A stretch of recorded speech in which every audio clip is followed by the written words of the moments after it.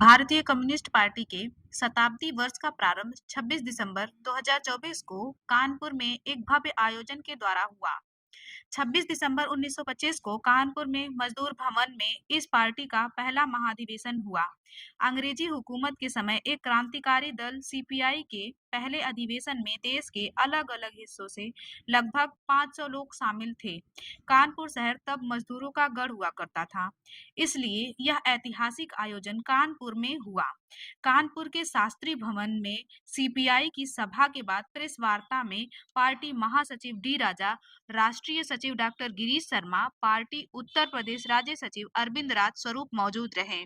साथी के साथ विशेष बातचीत के दौरान राष्ट्रीय सचिव डॉक्टर गिरीश शर्मा ने कहा कि भारत में आजादी के दौरान भारतीय कम्युनिस्ट पार्टी पहली पार्टी है जो भारतीय क्रांतिकारियों द्वारा गठित की गई। कांग्रेस की स्थापना एक अंग्रेज एओ ह्यूम ने की थी। डॉक्टर गिरीश ने कहा कि पार्टी के 3 बड़े संगठन प्रगतिशील लेखक संघ, ऑल इंडिया किसान सभा और ऑल इंडिया स्टूडेंट फेडरेशन की स्थापना लखनऊ में हुई, जो गौरव की बात है। कम्युनिस्ट पार्टी के विघटन के सवाल पर डॉक्टर गिरीश ने कहा कि सीपीआई का विघटन अनावश्यक था। जो लोग उस समय सशस्त्र क्रांति के नाम अलग हुए, वे आगे संसदीय चुनावों में भाग लेने लगे, जो सीपीआई से अलग हुए और अपने समर्थकों से झूठ बोला, जिससे नक्सलाइट अलग अपना संगठन बना लिए। क्षेत्रीय पार्टियों से लिफ्ट के नुकसान के सवाल पर डॉक्टर गिरीश ने 2 टूक जवाब देते हुए कहा कि जब सीपीआई सांप्रदायिकता के सवाल पर मुखर थी, तब कुछ वामपंथी साथी भी असहमत थे। हमने भाजपा और संघ के फांसीवादी सोच के चलते वाम जनवादी ताकतों को जोड़ा। हम किसी के पिछलग्गू नहीं हैं। सीपीआई सांप्रदायिक और फांसीवादी ताकतों से बराबर लड़ रही है। हमने जिन्हें जोड़ा था, उनमें से कुछ बीजेपी से छद्म लड़ाई लड़ रहे हैं, तो कुछ बीजेपी से मिल गए हैं। डॉक्टर गिरीश ने जोर देकर कहा कि कम्युनिस्ट पार्टियों के जो पुराने मतभेद थे, वे आज गंगा में बह गए हैं। यदि कोई ईगो की बात है, तो उसे अब छोड़ा जाए और वामपंथी जनवादी ताकतों को एकजुट करके सांप्रदायिक और फांसीवादी ताकतों को हराया जाना बहुत जरूरी है। साथ ही के साथ डॉक्टर गिरीश शर्मा और जितेंद्र हरि पांडे को सुने। हम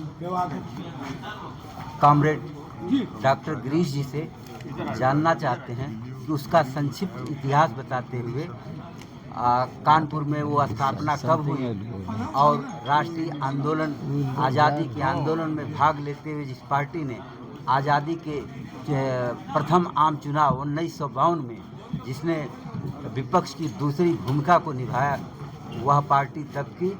और अब में हम संक्षिप्त इतिहास जानना चाहते हो। कानपुर का संक्षिप्त इतिहास क्या है, बताएं हमारे साथी के दर्शक। जिस तरह से आज यहाँ ग्रैंड फंक्शन हुआ है, ऐसा ही देश के कोने कोने में हो रहा है और ये कार्यक्रम पूरे देश में पूरे साल चलेंगे और इसका समापन 26 दिसंबर 2025 को तेलंगाना के कोल्लम में किया जाएगा, जहाँ के तेलंगाना का किसानों का सशस्त्र संघर्ष लड़ा गया था। मैं कम्युनिस्ट पार्टी के इतिहास पर आना चाहता हूँ। बहुत बड़े बड़े वॉल्यूम्स इसके बारे में लिखे गए हैं, लेकिन संक्षिप्त में हम कहना ये चाहेंगे कि यह पार्टी है जो देश की आज़ादी के आंदोलन की ये पहली पार्टी है जो देश के अंदर बनी, क्योंकि एक कांग्रेस पार्टी भी है, वो सर एओ ह्यूम ने बनाई थी।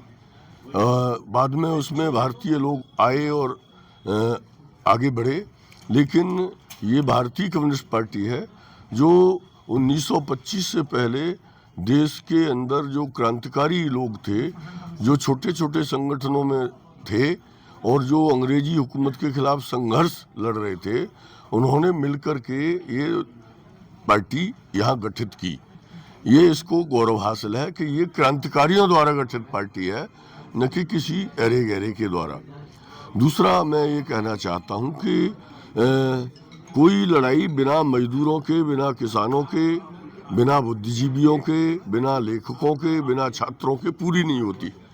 इसका महत्व कम्युनिस्ट पार्टी ने समझा आज़ादी की लड़ाई में और 1920 में all India trade union Congress की स्थापना की, जो मजदूरों का सबसे पुराना संगठन है। और हमने कोई उसमें संकीर्णता नहीं दिखाई। मजदूरों के लिए जो भी लोग लड़ रहे थे उनको हमने उसमें जोड़ा और लाला लाजपत राय जैसी शख्सियत इसके पहले अध्यक्ष बनाए गए। ये एटक को गौरव हासिल है।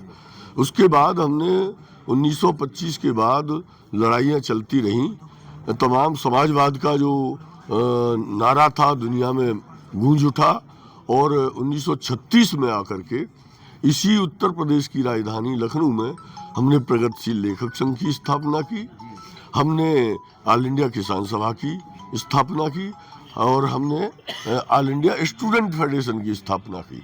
इन तीनों संगठनों ने बहुत ही व्यापक भूमिका आज़ादी के आंदोलन में निभाई। ये इसे कोई इस आज़ादी के इतिहास के पन्नों से हटा नहीं सकता। लेकिन कलाकार फिर भी बाहर रह गए थे और 1941 में भारतीय जननाट्य संघ की जननाट्य संघ जिसे इप्टा बोलते हैं उसकी स्थापना की गई और इस इप्टा ने अपनी स्थापना के तत्काल बाद जो बंगाल में एक बहुत बड़ा काल पुराने लोग जानते हैं, उस सब जमाने में गीत गाए जाते थे, भूखा है बंगाल रे साथी भूखा है बंगाल। उस बंगाल की जनता की भूख मिटाने को भारतीय जननाट्य संघ यानी इप्टा ने अलख जगाई, घर घर जाके लोगों से अनाज मांगा और भूखे लोगों तक पहुंचाया। ये राष्ट्रीय गौरव की बातें भारतीय कम्युनिस्ट पार्टी और उसके साथ साथ काम करने वाले संगठनों ने की। आज सीपीआई ने 100 साल में वर्ष में प्रवेश किया है। इस पर आपका जो वक्तव्य रहा है कि भारतीय कम्युनिस्ट पार्टी का जब विघटन हुआ तो उस विघटन के दौरान कम्युनिस्ट मूवमेंट या भारतीय कम्युनिस्ट पार्टी की कुछ ताकत घटी, तो उस ताकत को या लेफ्ट को किस तरह से इकट्ठा किया जाए। भारतीय कम्युनिस्ट पार्टी मदर पार्टी है, इसका क्या प्रयास हो रहा है, आगे क्या प्रयास होने चाहिए? पहले तो मैं स्पष्ट तौर पर कहना चाहता हूँ कि विघटन अनावश्यक था। किसी भी दल में, क्रांतिकारी दल में आंतरिक मतभेद होते हैं, लेकिन उनका निपटारा भी पार्टी के भीतर डेमोक्रेटिक ढंग से किया जाता है।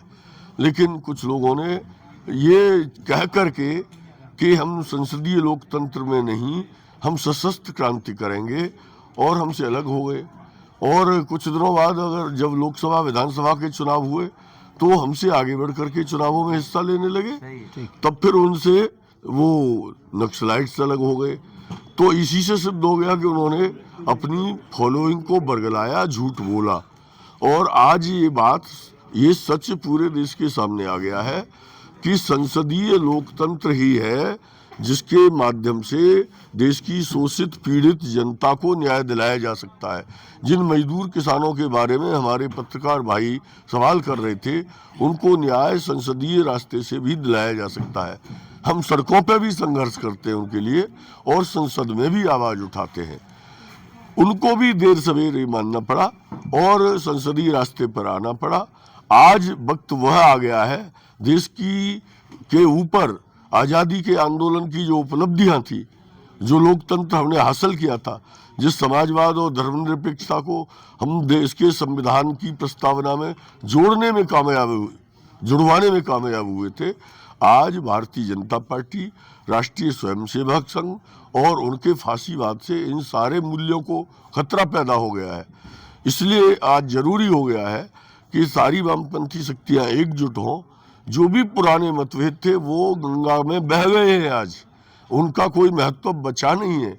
अब ईगो की कोई अगर बात है तो उसे छोड़ा जाए और मिलकर के सब मजदूर किसानों की लड़ाई इस देश में लड़े और जो लोकतांत्रिक शक्तियां हैं उन्हें वामपंथी शक्तियों के चारों ओर लामबंद करें और देश की सत्ता से इस फांसीवादी सरकार को, जो देश की जनता के ऊपर दमन, अत्याचार, भुखमरी, बेरोजगारी, भ्रष्टाचार लाद रही है, उसकी विदाई का रास्ता वामपंथी एकता और उसके इर्द गिर्द लोकतांत्रिक शक्तियों की एकता से खुल सकता है। भारतीय कम्युनिस्ट पार्टी ने प्रयास शुरू कर दिए हैं।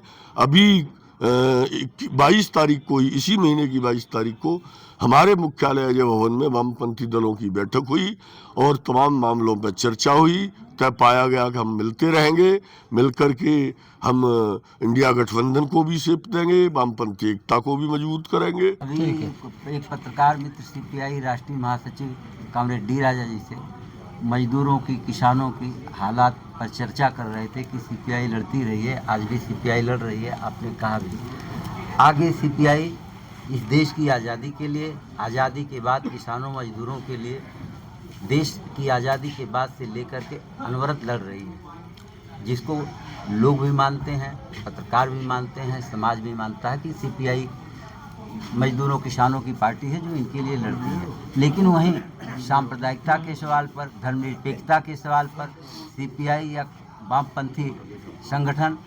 आंदोलित रहते हैं। और जो देश में वर्तमान सत्ता है, इस सत्ता द्वारा जो कुछ किया जा रहा है उसमें वामपंथ की भूमिका बहुत अहम है, जिसे नकारा नहीं जा सकता। लेकिन क्या कारण है कि उत्तर भारत में, मध्य प्रदेश से लेकर के बिहार और उत्तर प्रदेश में खास करके देखा जाए, सपा और बसपा जिन दो क्षेत्रीय पार्टियों का उदय हुआ और भारतीय कम्युनिस्ट पार्टी और दूसरे वाम दल उनका सहयोग करते रहे कि सांप्रदायिकता को हराने के लिए उनका साथ देते रहे, और वामपंथ भारतीय कम्युनिस्ट पार्टी लेफ्ट सिमटता गया उत्तर भारत में। इस पर आप क्या कहना चाहेंगे? मैं कहना ये चाहता हूँ कि इस समय जिस सरकार से देश के किसानों मजदूरों का संघर्ष है, वो एक बड़ी सातिर सरकार है। एक किसान नेता रणजीत सिंह डल्लेवाल 22-23 दिन से आमरण अनशन पर बैठा था। छोटी सी किसानों की मांग है कि जो एमएसपी के और किसानों की फसल के मूल्य निर्धारित किए जाए, उन्हें लाभकारी दिया है। उसने प्राण त्याग दिए और मोदी योगी ने कोई नोटिस नहीं लिया। और मणिपुर में इतना बड़ा झगड़ा चल रहा है, आज तक उसका नोटिस नहीं लिया। ऐसी सरकार से देश के लोकतांत्रिक लोगों का मुकाबला है। अब जहाँ तक सवाल है कि हमने उनका साथ दिया, उनका साथ नहीं दिया, आज देश की जनता के समक्ष ये आ गया है कि सांप्रदायिकता कितना बड़ा खतरा हो सकती है और वो फांसीवाद तक देश को ले जा सकती है। लेकिन जिस समय हम कह रहे थे कि सांप्रदायिकता खतरा है, तो बहुत से वामपंथी दल ही इस बात को मानने को तैयार नहीं थे। तो हमने उसको लोगों से अवगत कराया और पार्टियों को समझा बुझा करके उस लड़ाई में हमने उन्हें उतारने का प्रयास किया। हम न किसी का साथ देते रहे और न किसी को के पीछे पिछलग्गू बने। हमने देश के सामने जो चुनौती थी सांप्रदायिकता की, हम जानते थे ये फांसीवाद तक जाएगी, हमने उसके खिलाफ लड़ाई लड़ी और उन लोगों को जोड़ने का प्रयास किया। उनमें से कुछ हैं आज छद्म लड़ाई लड़ रहे हैं, कुछ हैं भारतीय जनता पार्टी से मिल गए हैं, लेकिन हम अपने रास्ते पर अडिग हैं। हमारी ये चाहत है कि वो हमारे रास्ते पर, और जो सांप्रदायिकता और फांसीवाद के खिलाफ संघर्ष है, किसान मजदूरों का संघर्ष है, उसमें हमारा साथ देंगे। हमारी यही उनसे विनती है।